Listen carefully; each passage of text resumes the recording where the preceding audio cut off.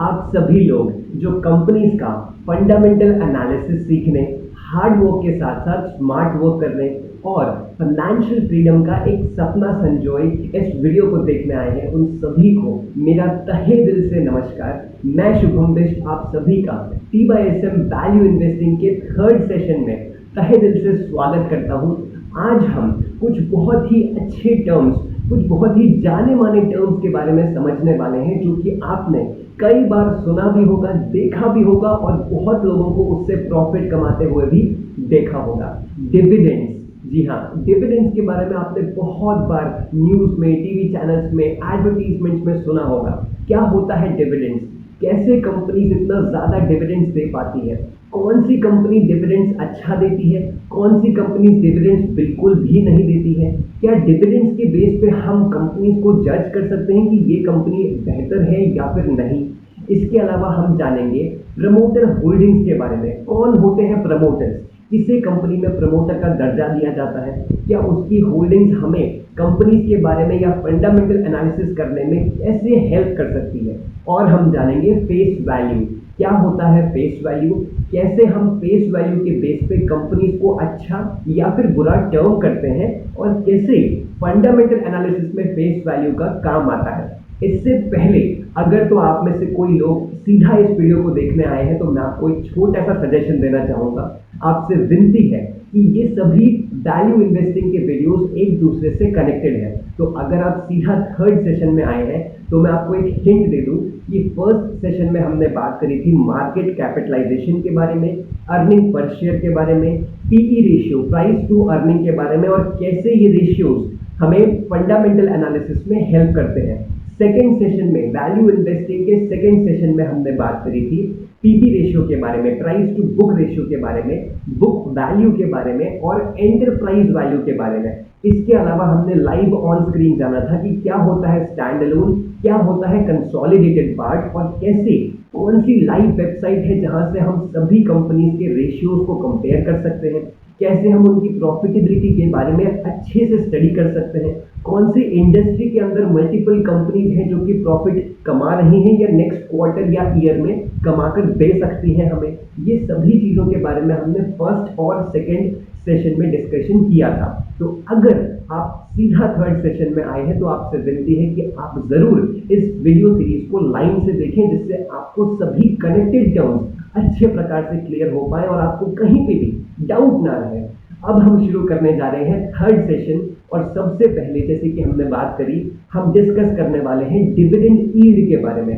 क्या होता है डिविडेंड यील्ड? डिविडेंड यानी कि कंपनीज अपनी अर्निंग का एक हिस्सा, कुछ प्रतिशत अपनी नेट प्रॉफिट का या नेट अर्निंग्स का हर क्वार्टर में, इन एवरी क्वार्टर कंपनीज अपने सभी शेयर होल्डर्स को बांट देती है। शेयर होल्डर्स को एज एन इनिशिएटिव आप कह सकते हैं कि शेयर होल्डर्स ने as a vote of trust कि उन पे भरोसा बनाए रखा, अपने सभी शेयर्स, अपने सभी होल्डिंग्स को कंपनी में बनाए रखा, कोई भी शेयर्स को बेचा नहीं और वो सभी शेयर होल्डर्स जो कंपनी पे ट्रस्ट करके उनके शेयर्स को अभी तक अपने पोर्टफोलियो में रखे हुए हैं, उनको as a vote of trust, as a respect और वो भी एक रिवॉर्ड के तौर पे उन्होंने अपनी अर्निंग्स का, कंपनीज अपनी अर्निंग्स का उन्हें हर क्वार्टर में डिविडेंड्स देती है। अब इसमें कुछ कंडीशंस हैं। सारी कंपनीज डिविडेंड्स नहीं दे सकती है और नहीं देती है। कुछ कंपनीज है जो कि बहुत ज़्यादा डिविडेंड देती है, कुछ कंपनीज है जो कि बहुत कम डिविडेंड देती है। क्या ज़्यादा डिविडेंड देने वाली कंपनीज बहुत अच्छी होती है, बहुत प्रॉफिटेबल होती है? क्या कम डिविडेंड देने वाली कंपनी बिल्कुल काम की नहीं है? क्या ये कंपनीज लॉस कर रही है? आइए जानते हैं। तो वो कंपनीज जैसे कि Coal India, Bharat Petroleum Corporation Limited, SJVN, State Bank of India, ऐसी कंपनीज जो कि बहुत हाई परसेंटेज ऑफ डिविडेंड देती है। ये कुछ डिविडेंड पॉलिसीज को फॉलो करके पता चलता है कि कौन सी कंपनी डिविडेंड देती है, कौन सी ज़्यादा देने के लायक है और कौन सी नहीं। ऐसी कंपनीज जिनको फ्यूचर में बहुत ज़्यादा पैसा एडवर्टीजमेंट्स में या फिर न्यू प्रोडक्ट को इंट्रोड्यूस करने के लिए या फिर नए बिजनेस यूनिट्स को एक्सपैंड करने के लिए या फिर नई नई प्रोडक्ट्स लाइन में जाकर एक्सपेरिमेंट्स करने के लिए पैसे को इस्तेमाल नहीं करना पड़ता। उन्हें बहुत सारी मशीनरीज में या फिर अलग अलग एड्स चलाकर अपनी एडवर्टाइजिंग नहीं करनी है। ऐसी कंपनीज जो कि ऑलरेडी अपनी मोनोपोली बना चुकी है, यानी कि पेट्रोलियम में या फिर ऑयल इंडस्ट्री में, या फिर ऐसी कंपनीज जो कि ऑलरेडी सिचुएटेड है, माइनिंग कंपनीज जिनको सेटअप, जहां पे कॉम्पिटिटर बनना तो दूर की बात, उनको सेटअप करने पे ही बहुत ह्यूज कॉस्ट ऑफ कैपिटल लग जाता है। तो कोई भी एकदम से एक साल के अंदर या एक महीने के अंदर उनका कॉम्पिटिटर नहीं बन सकता। तो उन्हें मार्केट में बने रहने के लिए ज्यादा कुछ मेहनत नहीं करनी है। तो उन्हें अपना प्रॉफिट अपने पास रखने से अच्छा है वो क्या करते हैं, वो डिविडेंड्स में अपने सभी शेयर होल्डर्स में बांट देते हैं। अब ऐसी कंपनीज SGVN या फिर स्टेट बैंक ऑफ इंडिया, ये सभी कंपनीज जो PSU कंपनीज भी होती है, कुछ कुछ कंपनीज जिसमें गवर्नमेंट की भी होल्डिंग ज्यादातर रहती है, उसे PSU कंपनीज कहा जाता है।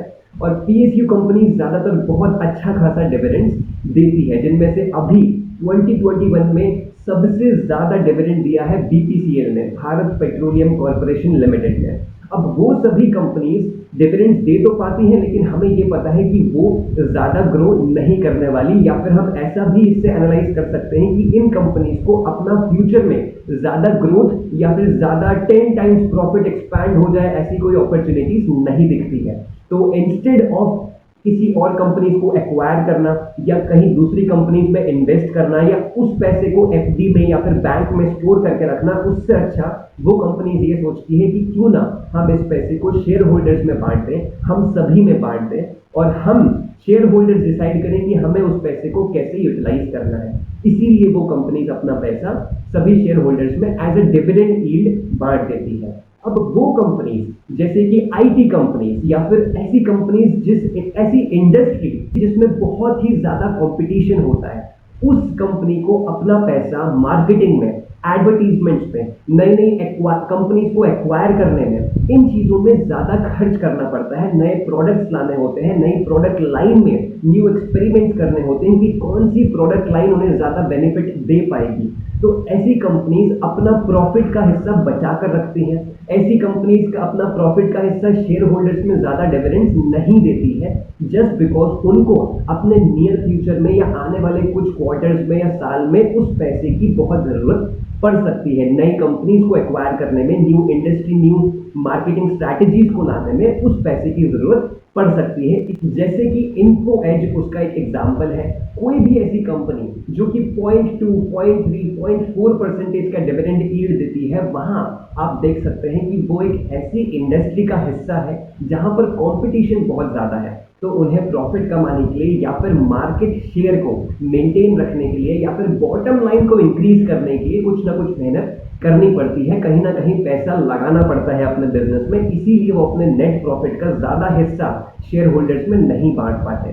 तो अगर आपको कोई ऐसी कंपनी मिलती है जो कि over the past few years बहुत अच्छा प्रॉफिट ग्रोथ कर रही है और फिर भी वो डिविडेंड्स दे रही है और बहुत अच्छा डिविडेंड दे रही है, तो ऐसा मान सकते हैं कि आपको एक अच्छी कंपनी मिली है। उस पर आपको फर्दर रिसर्च करना चाहिए, बिकॉज अगर एक कंपनी को प्रॉफिट भी हो रहा है और कंपनी डिविडेंड भी बहुत अच्छा दे रही है, इसका मतलब कि उसका प्रॉफिट उसके नेट प्रॉफिट पे डिपेंड नहीं कर रहा है। हो सकता है उसका इंडस्ट्री कुछ ऐसा है जहां पर उसको बिना कुछ ज्यादा इन्वेस्टमेंट किए कांस्टेंट कैश फ्लोज आता जा रहा है, या फिर कुछ कैश काउज उनके बिजनेस में ऐसी बन चुकी है जहां से कांस्टेंट कैश फ्लो उनका बन चुका है। तो विदाउट उनके नेट प्रॉफिट को और किसी चीज में इन्वेस्ट किए उनका एक प्रॉफिट ग्रोथ हर क्वार्टर दर क्वार्टर होता जा रहा है। तो अगर आपको कोई ऐसी PSU कंपनीज या फिर नॉर्मल कंपनीज मिलती है जहां पर profit growth rate over the years अच्छा है और शेयर में ओवर बाइंग नहीं हो रही है और डिविडेंड भी कंपनी अच्छा दे रही है, हर 3 महीने में या हर 6 महीने में कंपनी डिविडेंड दे रही है, तो वो एक बहुत अच्छी कंपनी है। उस पर आपको और रिसर्च करनी चाहिए। सीधा इन्वेस्टमेंट करने के लिए मैं नहीं कहूँगा, आपको और रिसर्च करनी चाहिए और बाकी रेशियोज जो हम सीखने वाले हैं उन सभी रेशियोज को कंपेयर करना चाहिए। फिर जाके आपको लगता है कि हाँ ये कंपनी अंडर प्राइस्ड है और इससे आपको हर 3 महीने बहुत अच्छा रिटर्न मिलने वाला है, तो जरूर आप उसमें इन्वेस्ट करने का सोच सकते हैं। चलिए इसको लाइव एग्जाम्पल के साथ समझते हैं। आशा करता हूँ आप डिविडेंड यील्ड के बारे में अच्छे से समझ गए होंगे। अब कुछ लाइव एग्जांपल्स के साथ डिविडेंड यील्ड के बारे में देखते हैं। IT companies, petroleum sector, coal sector, चलिए देखते हैं। सबसे पहले ले लेते हैं किसी आईटी कंपनी को। बात करते हैं हैप्पीएस्ट माइंड टेक्नोलॉजीज की। ये एक आईटी सॉफ्टवेयर बिल्डिंग कंपनी है जो कि यहाँ पर आप उसका डिविडेंड यील्ड देख सकते हैं 0.23%। स्टॉक का करंट प्राइस है 1308.20 जो कि आज का 16 नवंबर का प्राइस है। एंड आप यहाँ देख सकते हैं सबसे नीचे प्राइस पीई चार्ट भी आपको यहाँ पे दिख जाएगा। डिविडेंड यील्ड इसका बहुत कम है 0.23%, यानी कि कंपनी को अपनी नेट अर्निंग्स या फिर नेट प्रॉफिट को मार्केटिंग में, अदर कंपनीज को एक्वायर करने में और न्यू स्ट्रैटेजीज बनाने में ज़्यादा इन्वेस्टमेंट होता है। इसीलिए कंपनी अपना ज़्यादा प्रॉफिट का हिस्सा शेयर होल्डर्स में नहीं बांट सकती है। अब इसके पीयर्स चेक करते हैं। ज़रूरी नहीं है कि सभी आईटी कंपनीज बहुत कम डिविडेंड दे। जैसे अगर हम बात करें ओरेकल की, तो ओरेकल अभी के टाइम पे 4.49% का डिविडेंड यील्ड दे रहा है। कंपैरिजन टू हैप्पीएस्ट माइंड्स बहुत ही कम 0.2% पे है और dividend yield Oracle financial services का 4.49% है।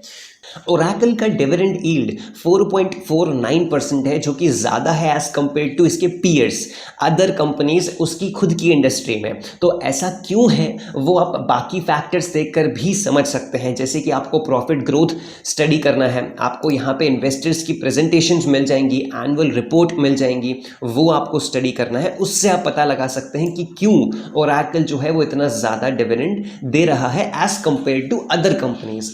अब बात करते हैं पेट्रोलियम सेक्टर की, यानी कि बीपीसीएल, जिसकी हमने बात करी, भारत पेट्रोलियम कॉर्पोरेशन लिमिटेड, जो कि अभी 18.78% का डिविडेंड यील्ड दे रहा है। ये 2021 ईयर का सबसे ज़्यादा डिविडेंड देने वाली कंपनी है बीपीसीएल, जिसमें ज़्यादातर होल्डिंग्स जो है वो गवर्नमेंट की है, प्रेसिडेंट ऑफ इंडिया की है। आप यहाँ पे देख सकते हैं प्रेसिडेंट ऑफ इंडिया की जो होल्डिंग्स है वो सबसे ज़्यादा है इसमें।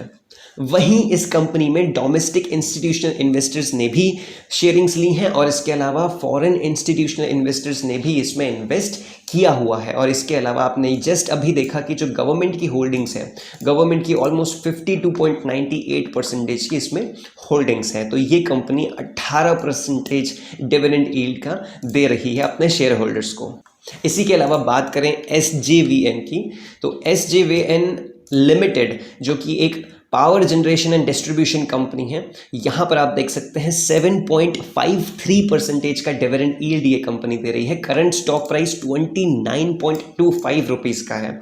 और वहीं पीई रेशियो की बात करें तो 7.39, अच्छा खासा पीई रेशियो इस कंपनी का है, जिसको आप फर्दर रिसर्च ज़रूर कर सकते हैं। इसकी इन्वेस्टर प्रेजेंटेशंस को भी आप पढ़ सकते हैं कि किस हिसाब से ये कंपनी अभी काम कर रही है। इसमें आप देखेंगे कि ज़्यादातर होल्डिंग, ये भी एक PSU स्टॉक है, ज़्यादातर गवर्नमेंट की ही इसमें होल्डिंग्स हैं। कुछ सवाल जो आप लोगों के मन में आ रहे होंगे, क्या हमें हाई डिविडेंड कंपनीज में इन्वेस्ट करना चाहिए? क्या हाई डिविडेंड कंपनीज हमेशा प्रॉफिटेबल रहती हैं? ये चीज़ें मैं आपको इस आंसर से क्लियर करने वाला हूँ, तो कृपया ध्यान से सुनिएगा। हाई डिविडेंड कंपनीज अच्छी होती हैं अगर वो कंपनीज अच्छे प्रॉफिट ग्रोथ शो कर रही है over the past 5 years, 3 years and 1 years. अगर उस कंपनी का करंट मार्केट प्राइस, जो उसका करंट शेयर प्राइस है, वो इम्प्रूव हो रहा है ओवर द ईयर्स। आप अगर उसका प्राइस चार्ट देखते हैं ओवर द ईयर्स, यानी कि पिछले 5 सालों में या 3 ईयर्स में या 2 ईयर्स में या 1 ईयर्स में जो उसका अभी तक प्राइस चार्ट चलता आ रहा है, क्या उसका रेट इम्प्रूव हो रहा है या फिर रेट कॉन्स्टेंटली डिक्रीज ही होता जा रहा है? ऐसा ना हो कि आप डिविडेंड्स देखने के चक्कर में रेट देखना भूल जाए या फिर प्रॉफिट ग्रोथ देखना भूल जाए। अगर कंपनी की प्रॉफिट ग्रोथ नहीं होगी तो डिविडेंड्स एक टाइम पर कुछ काम नहीं आएंगे। अगर कंपनी का शेयर प्राइस डिक्रीज होता जाएगा तो आपकी इन्वेस्टमेंट वैल्यू में भी लॉस होने वाला है, तो उस केस में भी डिविडेंड का कुछ भी फायदा आपको नहीं मिलेगा।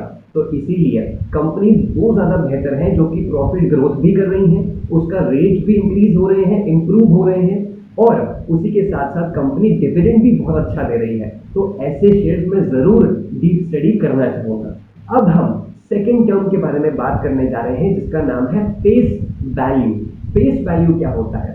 और बहुत लोग इस टर्म में कंफ्यूज रहते हैं, बहुत इन्वेस्टर्स को ये डाउट रहता है कि फेस वैल्यू के कंपैरिजन में फेस वैल्यू को देखकर स्टॉक इन्वेस्टमेंट्स कर देते हैं। यानी कि फेस वैल्यूज 1 भी हो सकती है। फेस वैल्यूज का आपने रेशियो उस वेबसाइट में देखा होगा जहां पर 1 रुपीज भी दिखाता है, 2 रुपीज भी दिखाता है, 10 रुपीज भी दिखाता है। तो क्या होता है ये फेस वैल्यू?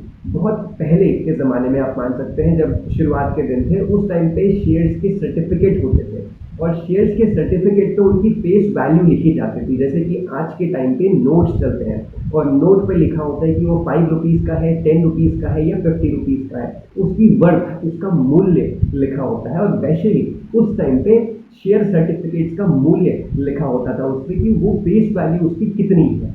अब अगर कोई भी कंपनी पेड अप कैपिटल देकर अपनी कंपनी रजिस्टर करती है, तो मान लीजिए किसी एक कंपनी ने 1 लाख रुपीस देकर अपना पेड अप कैपिटल दिया और उस कंपनी को रजिस्टर करवाया, तो उस कंपनी के कितने भाग हुए, कितने हिस्से हुए, उसको कहेंगे फेस वैल्यू। यानी कि अगर कंपनी के प्रमोटर्स ऐसा चाहते हैं कि उनको 10,000 शेयर्स लेने हैं, तो हर एक शेयर की जो फेस वैल्यू हो जाएगी वो होगी 10 रुपीज। यानी कि 10,000 into 10 equal to 1 lakh rupees. अगर कंपनी के ओनर्स या प्रमोटर्स ऐसा चाहते हैं कि उनको 1 रुपीज का एक फेस वैल्यू का रखना है शेयर, तो उनके टोटल शेयर जो हो जाएंगे वो 1 लाख शेयर्स कंपनी के हो जाएंगे। तो इसका इन्वेस्टिंग से क्या लेना देना है, मैं आपको बता दूं, ये इन्वेस्टिंग से ज्यादा कुछ भी लेना देना नहीं रखता है। इसके बेसिस पे इन्वेस्टमेंट करना ना समझदारी है। आपको इसके बेसिस पे इन्वेस्टमेंट को जज नहीं करना है। फेस वैल्यू के ऊपर मैं आपको डिटेल्ड वीडियो भी बनाऊंगा, लेकिन अभी के लिए आप इतना समझ लीजिए कि फेस वैल्यू ऐसा भी हो सकता है कि किसी स्टॉक का फेस वैल्यू 10 है और उस स्टॉक का करंट मार्केट प्राइस 50,000 से भी ज्यादा है। जैसे कि आप MRF का एग्जांपल चेक कर सकते हैं। और ऐसा भी कोई स्टॉक हो सकता है जिसका फेस वैल्यू तो 10 है, लेकिन उसका मार्केट शेयर, अभी करंट मार्केट प्राइस है वो बिलो 20 या बिलो 10 रुपीज है। तो आपको ऐसे एग्जांपल्स कई सारे मिल जाएंगे। तो फेस वैल्यू को कभी भी आपको स्टॉक को वैल्यू करने के लिए या कंपनी को वैल्यू करने के लिए यूज नहीं करना है। ये जस्ट एक वैल्यूएशन है जिसको आप समझ के लिए देख सकते हैं, इंफॉर्मेशन के लिए देख सकते हैं। चलिए इसकी कुछ लाइव एग्जांपल्स हम वेबसाइट पे देखते हैं। चलिए अब हम फेस वैल्यू का लाइव एग्जाम्पल देखते हैं। कुछ लोग गलती यहाँ पर कर देते हैं कि वो फेस वैल्यू को डायरेक्टली स्टॉक प्राइस से कंपेयर करते हैं। आप यहाँ देख रहे हैं SGBN का लाइव पेज ओपन है, यहाँ पे 10 रुपीज़ इसकी फेस वैल्यू है। यानी कि जो कंपनी के जो शेयर्स, जो बंटवारा हुआ है, कंपनी का जो बंटवारा हुआ है, उसमें हर एक शेयर का जो फेस वैल्यू है वो 10 रुपीज़ का है। अब इसमें 10 रुपीज़ फेस वैल्यू के सामने SGBN का जो करंट मार्केट शेयर प्राइस है वो 29.25 रुपीज़ है। अब चलिए किसी और कंपनी का हम देखते हैं शेयर प्राइस। HDFC बैंक, देश का सबसे बड़ा और वेल मैनेज्ड, एक अच्छी तरीके से मैनेज किया गया बैंक, जो कि पूरे वर्ल्ड में फेमस है। इसका आप फेस वैल्यू देखेंगे तो 1 रुपीज़ का फेस वैल्यू है। 554 करोड़ के अराउंड इसके नंबर ऑफ शेयर्स हैं और अभी शेयर का जो करंट प्राइस है वो 1548 रुपये है।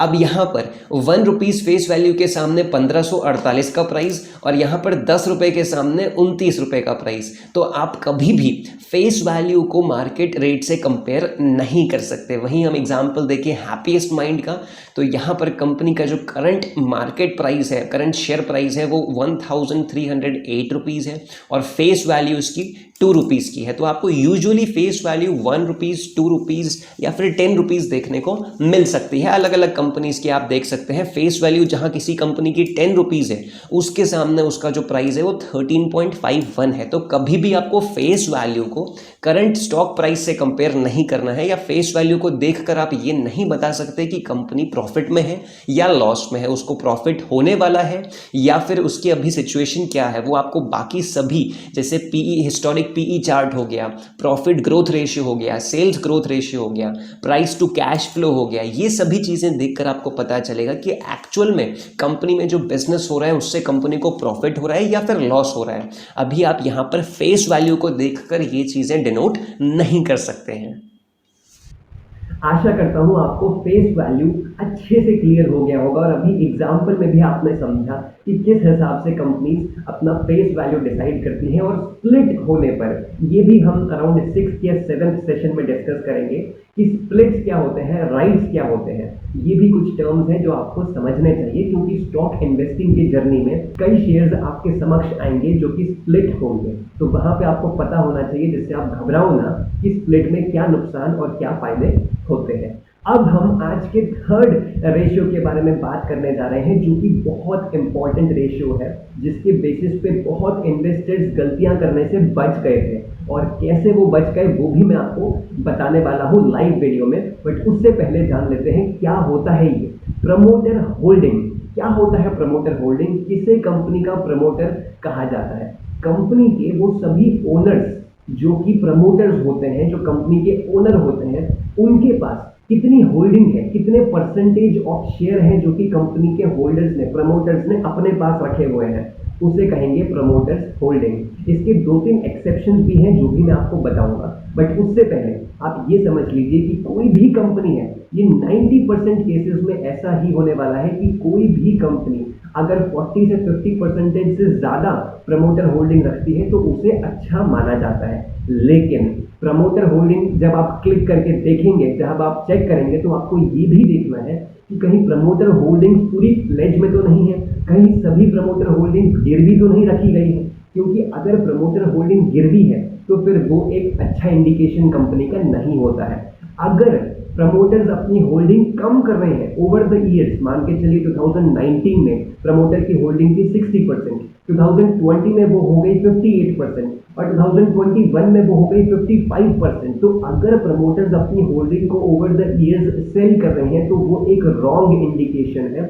ऐसा कह सकते हैं कि प्रमोटर को अपने बिजनेस में भरोसा नहीं हो रहा है, उनको लॉस नजर आ रहा है, इसलिए वो अपनी प्रमोटर होल्डिंग्स, जो अपनी होल्डिंग्स है, उसको सेल कर रहे हैं। और इसी का उल्टा सिनेरियो, जो इन्वर्स केस बनेगा, कि अगर प्रमोटर्स अपनी होल्डिंग्स, अपने शेयर्स को बायबैक कर रहे हैं, अगर प्रमोटर्स अपनी होल्डिंग्स को इंक्रीज कर रहे हैं, तो वो एक अच्छा इंडिकेशन है। उसे कह सकते हैं कि हाँ, प्रमोटर्स को अपने बिजनेस पे भरोसा है, वो आने वाली कुछ स्ट्रैटेजीज या फिर कुछ नए इंप्लीकेशंस बिजनेस में, उसमें बहुत ज्यादा ट्रस्ट करते हैं और वो समझते हैं कि हमें ज्यादा होल्डिंग्स रखना होगा। तो वहाँ एक अच्छा इंडिकेशन हम सभी इन्वेस्टर्स को देखता है कि इस बिजनेस में कुछ प्रॉफिटेबल चीजें या कुछ ऐसे इवेंट होने वाले हैं नियर फ्यूचर में, जिसकी वजह से प्रमोटर्स को अपने बिजनेस में कॉन्फिडेंस है।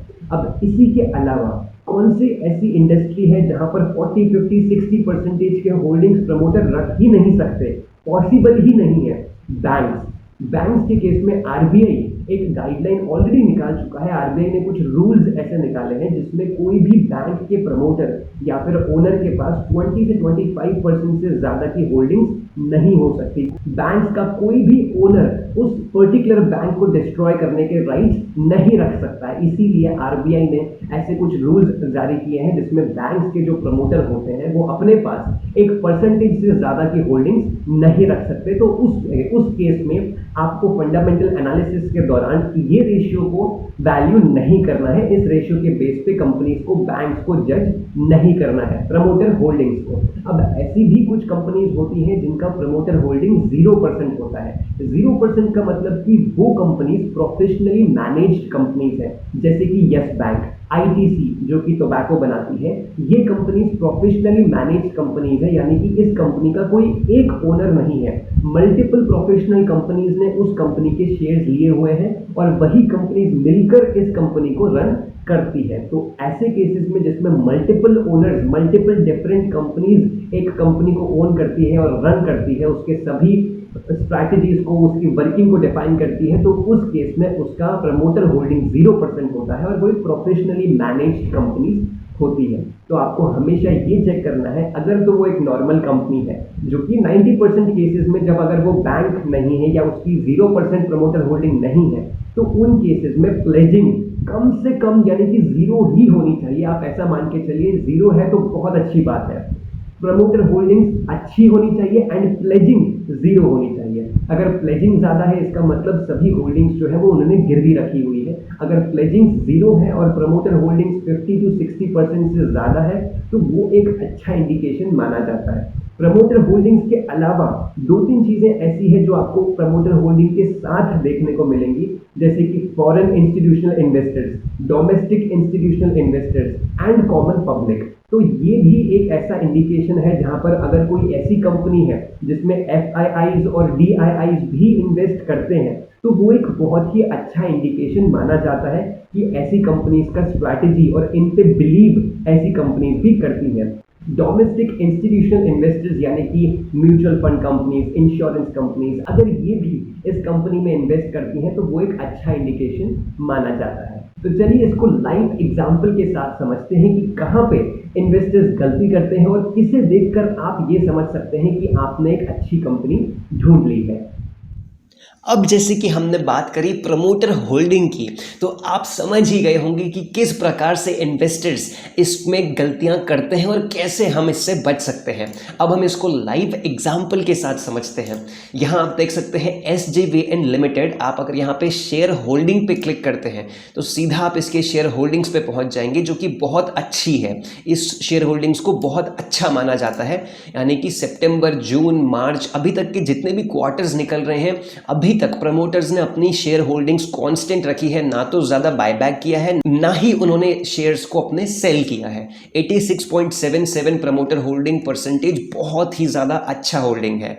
अब हम एग्जाम्पल देखें HDFC बैंक का। तो HDFC बैंक्स के केस में मैंने आपको बताया जैसे कि एक ही प्रमोटर सारी होल्डिंग नहीं रख सकते, इसीलिए यहाँ पर RBI की गवर्नमेंट रूल्स के हिसाब से, RBI के रूल्स के हिसाब से 25.89, 25.97, 26 इस हिसाब से इन्होंने इतनी कम होल्डिंग्स रखी हुई हैं। और इस बैंक में FIIs की भी होल्डिंग्स है, प्रमोटर्स की भी होल्डिंग है, DIIs डोमेस्टिक इंस्टीट्यूशनल इन्वेस्टर्स की भी होल्डिंग है और पब्लिक की भी होल्डिंग है।